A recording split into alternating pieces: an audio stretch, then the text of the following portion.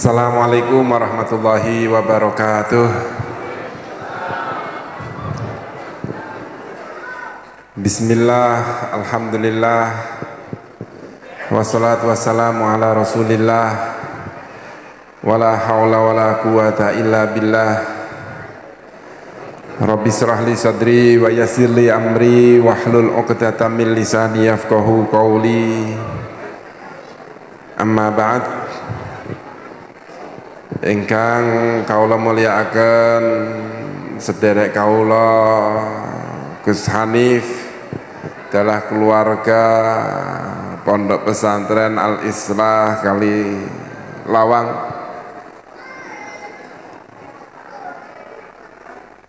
Ugi ingkang kaula hormati Kepala Sekolah MTS Ibu Nyai Ana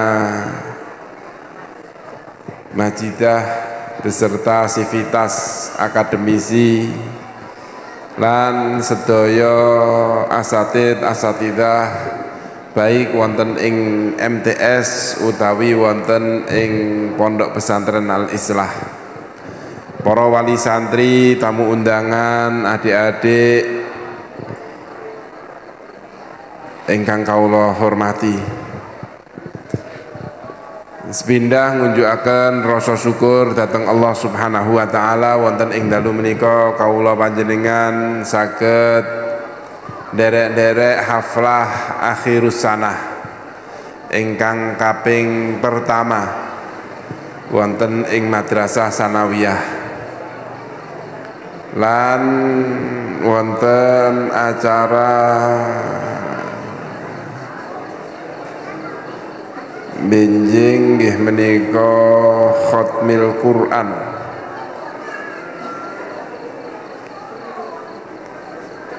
Leres nggih benjing khatmil Quran. Tentu kawula atas nami pemerintah Provinsi Jawa Tengah ngaturaken selamat kagem adik-adik ingkang dalu menika dipun wisuda rampung anggenipun nutukaken pembelajaran wonten ing Madrasah Sanawiyah lan mugi-mugi SMP nggih, SMP. Kawula saking pemerintah Provinsi Jawa Tengah nggadahi program ingkang kita khususaken dhateng para santri. Nggih menika program beasiswa kagem lare-lare santri ingkang badhe nerasaken kuliah, baik kuliah wonten ing Jawa Tengah utawi kuliah wonten ing beberapa sekolah tinggi universitas ingkang wonten ing luar negeri, kados teng Mesir, kados teng Jerman, wonten teng Cina, wonten ing Jepang. Insyaallah kami juga akan memfasilitasi, dan alhamdulillah lembaga yang nantinya akan menguji kepada para santri yang ingin melanjutkan studi di sekolah tinggi, alhamdulillah sudah di SK-kan oleh Bapak Gubernur Jawa Tengah.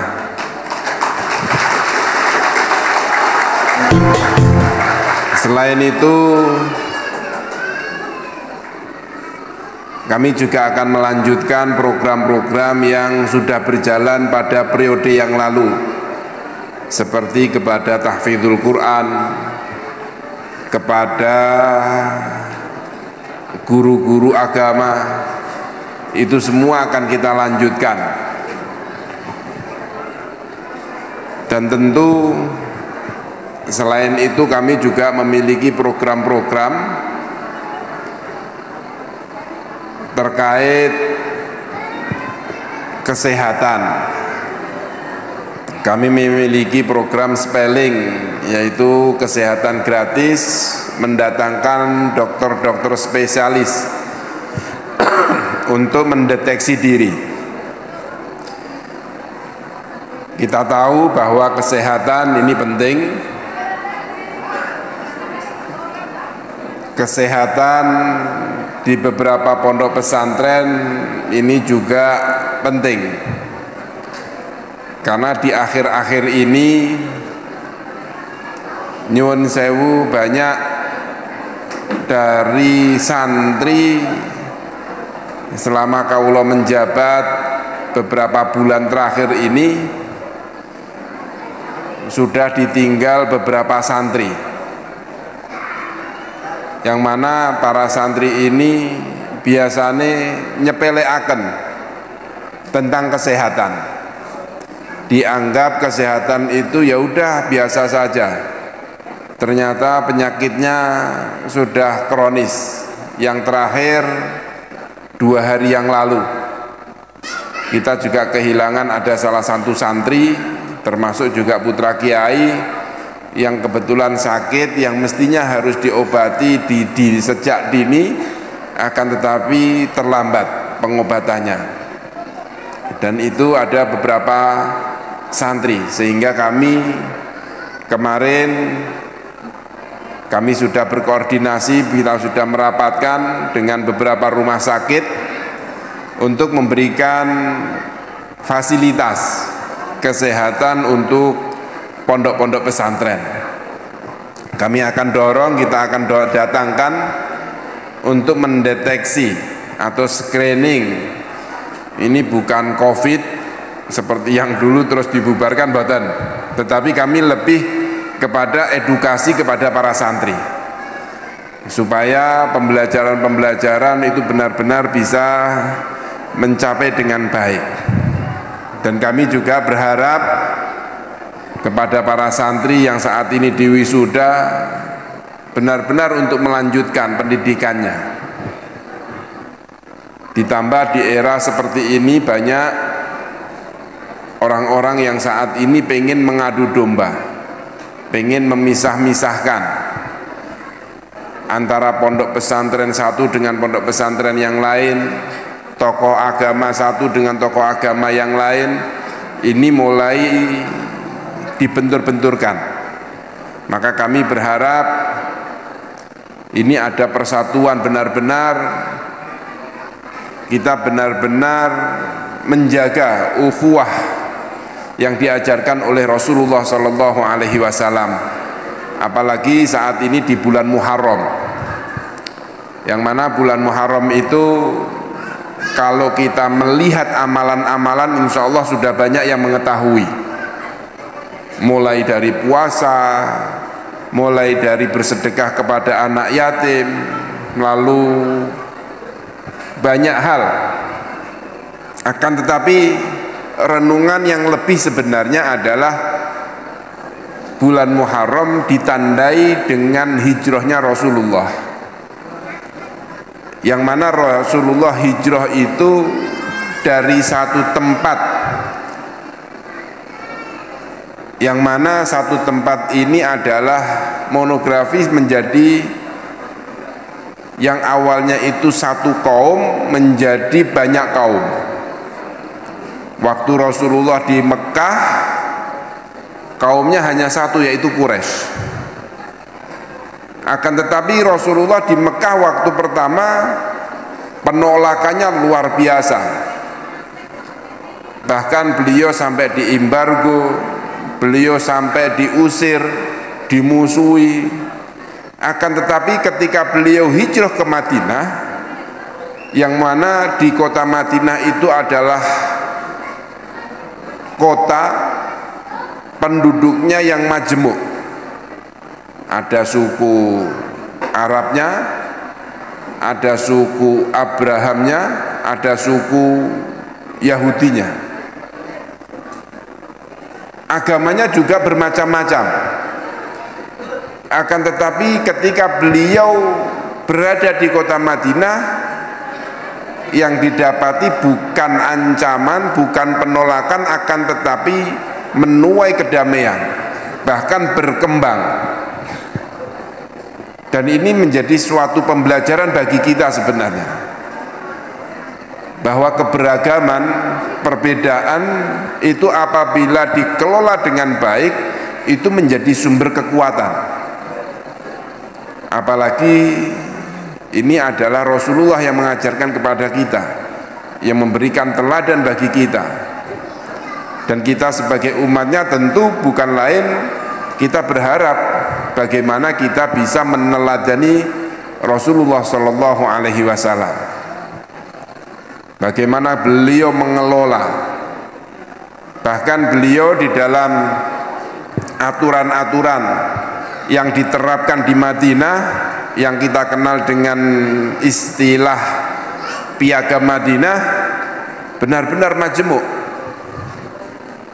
Beliau juga menurunkan, bukan menurunkan itu artinya terus nggak berkembang, bukan, akan tetapi menghormati betul pada pasal tentang keagamaan, yang mana agama-agama waktu itu ada di Madinah.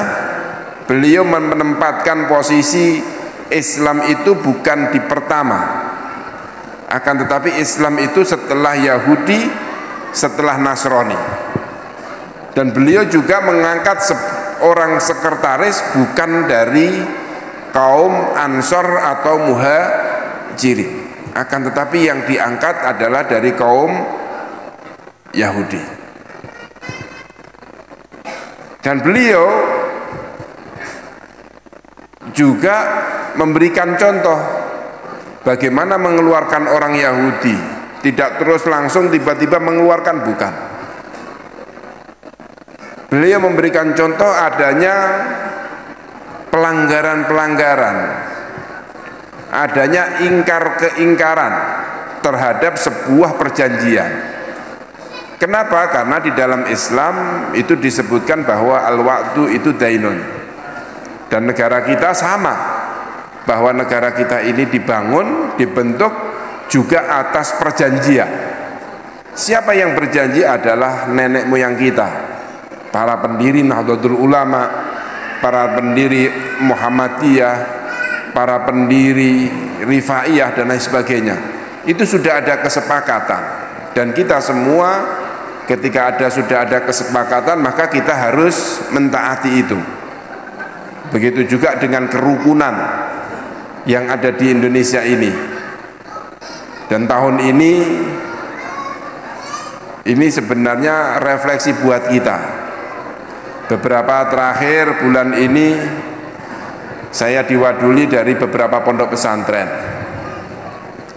yang mana pondok-pondok pesantren di akhir-akhir ini mengalami penurunan. Tidak hanya satu pondok pesantren, tetapi juga banyak pondok pesantren, bukan hanya di Jawa Tengah, tetapi juga di daerah-daerah yang lain. Maka saya sebagai pemerintah, saya berharap bahwa kepercayaan terhadap tokoh pondok pesantren, ketokohan-ketokohan kiai, ketokohan-ketokohan yang lain, ini bisa enggak? Saya berharap bisa ada kesepakatan, ada kebersamaan, ada saling menghormati, sehingga kita tidak dibentur-benturkan antara satu dengan yang lainnya, organisasi satu dengan yang lainnya, sehingga kepercayaan masyarakat terhadap pondok pesantren itu bisa benar-benar dibuktikan. Maka dari itu kami di pemerintah, istihad kami salah satunya adalah bagaimana mengajak pondok-pondok pesantren ini untuk menunjukkan, salah satunya adalah bagaimana pondok pesantren itu diterapkan dengan aturan-aturan yang bisa menjawab tantangan-tantangan masyarakat, seperti bedah buku yang beberapa pondok pesantren dilakukan. Ada bedah bukunya istri saya, dikaji, diterapkan, lalu kita mengajak dari kawan-kawan, pegiat-pegiat, pengamat-pengamat terhadap masalah permasalahan bullying, kekerasan di dalam sebuah lembaga ini, untuk menunjukkan memang masih belum bisa diterima pada keseluruhan pondok-pondok pesantren. Dianggap bahwa gerakan ini malah menggembosi pondok pesantren, padahal kami ingin membentengi itu, ingin menunjukkan itu, termasuk kenapa kami bawa kesehatan ke pondok-pondok pesantren. Kami berharap juga ada cerminan bahwa pondok pesantren itu tidak kumuh, bahwa pondok pesantren itu benar-benar mengedepankan an-nadhofatu minal iman dan lain sebagainya. Bapak Ibu yang kami hormati, para kiai, tentu permasalahan-permasalahan yang seperti ini harus kita waspadai bersama-sama. Harus kita terapkan benar-benar pengawasan yang betul-betul terhadap anak didik kita bersama, sehingga permasalahan-permasalahan itu untuk menjawab kepada masyarakat bahwa ternyata di pondok pesantren itu benar-benar bisa membuktikan, membentuk karakter yang baik. Yang sisi-sisi ini saat ini mulai banyak dari oknum-oknum yang ingin menggembosi pondok pesantren. Bapak Ibu yang kami hormati, tentu yang terakhir kami berharap bahwa para santri ini tidak puas ketika sudah diwisuda di pondok pesantren, tidak puas ketika sudah belajar di 3 tahun pertama. Karena kalau saya melihat pembelajaran itu tidak cukup 3 tahun, 6 tahun tidak cukup. Karena untuk sebagai guru, menjadi guru itu paling tidak itu harus memiliki ijazah S1 saat ini. Kalau S1 itu nisbahnya belajar itu kan dari 6 tahun ditambah 3 ditambah 3 ditambah 4. Artinya sudah ada berapa? 12 tambah 4 itu 16 tahun. Sementara kita terkadang baru 3 tahun merasa anak kita itu sudah memahami, menguasai pembelajaran yang ada di pondok pesantren. Yang untuk menjadi guru di tingkat TK, SD saja harus membutuhkan pembelajaran pendidikan yang jenjangnya itu tidak bisa hanya 6 tahun. Itu masih butuh 3 tahun, 3 tahun sama 4 tahun. Itu ada 16 tahun. Sedangkan kalau mondok hanya 3 tahun, itu menurut Gus Hanif niku nembe abtadiul imla, baru mengenal huruf-hurufnya, belum bisa menjabarkan. Maka saya berpesan kepada wali santri, para bapak ibu, saya berharap putra putri panjenengan yang malam hari ini diwisuda segera didaftarkan di pondok-pondok pesantren, sehingga penguasaan terhadap keagamaan bisa menyebarkan, bisa mengajarkan apabila masih dilanjutkan di pondok-pondok pesantren yang lainnya. Kalau memang Mas sudah bosan di pondok pesantren sini, ya bisa pindah ke pondok yang lain. Syukur-syukur masih bisa melanjutkan di pondok pesantren Al-Islah, minimal paling tidak ya 9 tahun. Ngoten nggih Gus Hanif ya. Dan beliau-beliau insya Allah siap untuk memberikan pendampingan, pengajaran terhadap putra-putri panjenengan semua. Karena saat ini pergaulan yang sudah tidak sehat, apalagi di masalah era AI, ini benar-benar orang itu merasa bisa merencanakan apa yang dikehendaki. Ini yang kita khawatirkan. Kenapa saya bicara seperti ini? Ternyata ini bukan menjadi kendala pondok pesantren. Akan tetapi tadi saya mendatangi di acara Buddha. Teman-teman Buddha juga berdiskusi. Ternyata agama-agama yang lain itu juga mulai ditinggalkan dengan adanya AI ini. Orang semakin tidak kenal dengan agamanya. Nah, ini yang mengkhawatirkan. Mereka beragama, berislam, tetapi ritual-ritual ibadah ini yang paling utama adalah qadha qadar, ini nggak begitu percaya. Maka dengan pondok pesantren, saya yakin bahwa tujuan hidup kita ini bukan untuk dunia saja, akan tetapi akan ada yang lebih besar lagi, yaitu untuk akhirat. Maka saya pesan kepada para wali santri, lanjutkan.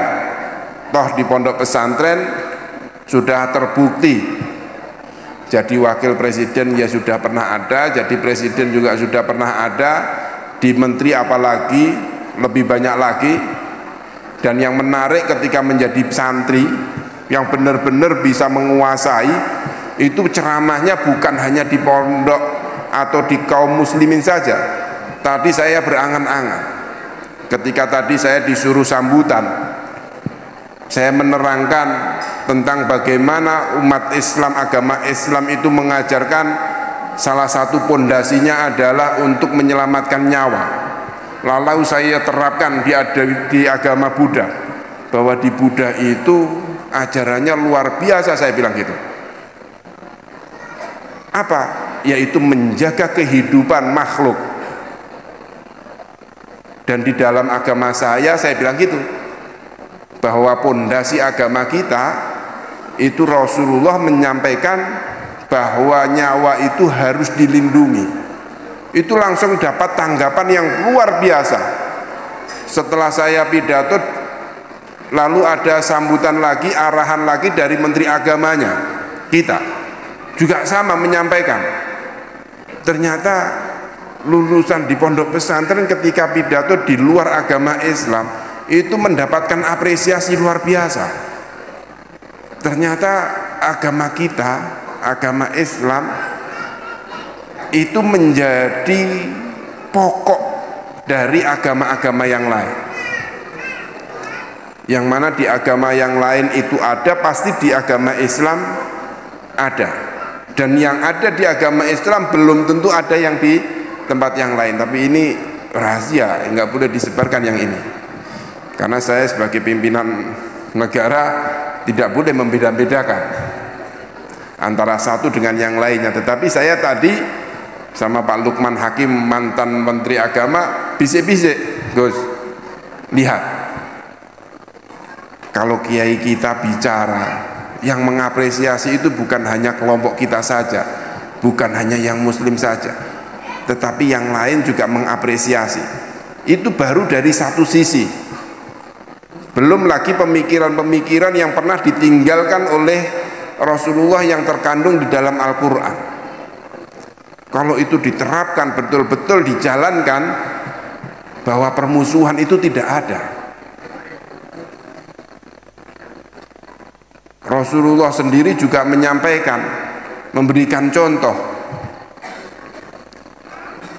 bahwa beliau dengan kisah-kisah di dalam Al-Quran. Kenapa kandungan Al-Quran itu lebih banyak cerita daripada hukum? Itu karena apa? Karena mengetahui problem-problem masyarakat atau umatnya Nabi Muhammad. Umatnya Nabi Muhammad itu kalau ada kiai atau ada tokoh kok kaya, itu biasanya diomongi kedunyan. Gitu? Kayak Mas Ibnu ngoten niku mesti sing kadang sing ngomongi. Wong kok kedunyan. Sayangnya beliau nggak begitu langsung dikembalikan kepada Al-Quran. Kalau dikembalikan kepada Al-Quran harusnya bisa menjawab. Lah wong nabi juga ada kok temennya. Nabi Sulaiman itu ya apakah nggak kaya? Kan kaya. Tapi permasalahannya kalau Nabi Sulaiman itu kaya tapi tetap selalu mendatangi ma'bad, masjid. Nah yang kaya sekarang itu ora teko ning masjid, sing teko niku alasane bantuane tok. Lalu ada yang ngomongin itu ustadz kok stroke. Nah nih, ketika dikatakan ustadz stroke itu ya menjadi problem.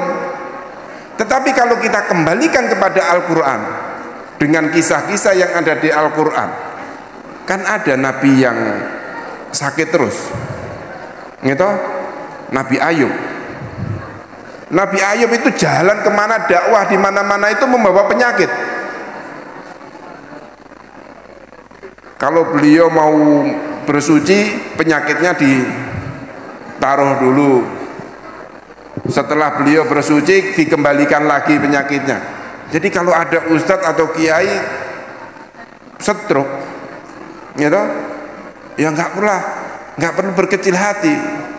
Terkadang masyarakat mengatakan, lah wong kiai kok loro, iki mesti duwe dosa apa, kan gitu. Kalau kita mengatakan seperti itu, apa enggak lebih parah lagi? Mosok Nabi kok gudikan bawa penyakit, ya kan? Ini jadi sumber permasalahan. Maka kenapa Al-Quran itu, kenapa kita harus pelajari? Karena Al-Quran ini sumber dari penguat kita. Problem apapun itu ada. Termasuk kalau ada kiai atau ustadz di penjara niku nggak perlu kecil hati, wong Nabi Yusuf mawon nggih nate di penjara kok. Sing pidato mawon nggih nate di penjara kok. Kula niku nggih nate di penjara 1 hari teng negara Suriah. Sampai saya pulang itu masih diborgol. Sampai masuk ke pesawat itu masih diborgol kula. Tapi siapa sangka pulang dari negara Syria yang diantar dengan polisi membawa laras panjang dan diborgol, sekarang jadi wakil gubernur 2 periode lagi. Gitu? Karena kita mengetahui, mensyukuri, mentadaburi, oh iya, mungkin dengan ini saya disamakan golongannya seperti Nabi Yusuf. Begitu juga cerita-cerita yang lain. Biasanya niku nek wong wedok niku senenge niku dadi sinten? Fatimah apa Aisyah napa Khadijah? Nggih, Mbak, jenengan pengen dadi Khadijah napa Aisyah? Niku lho adik-adik, Khadijah napa Aisyah? Sinten? Kados Aisyah kan? Aisyah niku kawin kali Kanjeng Nabi niku marune kathah. Gitu. Nek Khadijah mboten gadah maru. Maru mboten. Nggih. Niku kisah-kisah ini seandainya nggih, kalau kita paham Al-Qur'an, kesedihan yang kita alami, kita mengetahui kisah-kisah para nabi, itu insya Allah akan hilang. Nggih, contohnya kados sinten ngoten nggih, sekolah terus gak munggah, terus ketemu karo koncone sing gak munggah niku ilang mboten susah ya? Oh alhamdulillah isih ana koncone kok. Padahal waune niku susah. Tapi setelah mendapatkan temen sing padha niku nggih ilang susah. Artinya apa? Kita itu butuh teman. Sehingga kisah-kisah para nabi ini dicatat, dibukukan di dalam Al-Qur'an, itu untuk obat kita sebenarnya. Maka Al-Quran seyogyanya kita pahami, kita kaji, kita terapkan untuk pedoman kita, menjadi imam kita, permasalahan apapun akan terselesaikan. Maka saya pesan kepada adik-adik Celestus, kalau pesan lanjutkan, teruskan untuk mendalami agama, mendalami Al-Quran, mendalami hadis. Jangan puas ketika malam hari ini sudah diwisuda, lanjutkan, karena di sana masih banyak ilmu yang masih butuh kita pelajari, apalagi ilmu-ilmu tentang kehidupan. Ini yang bisa saya sampaikan, kurang lebihnya saya mohon maaf. Akhirul kalam, hadanallahu wa iyyakum ihdinas siratal mustaqim, wallahul muwaffiq ila aqwamit thoriq. Wassalamualaikum warahmatullahi wabarakatuh.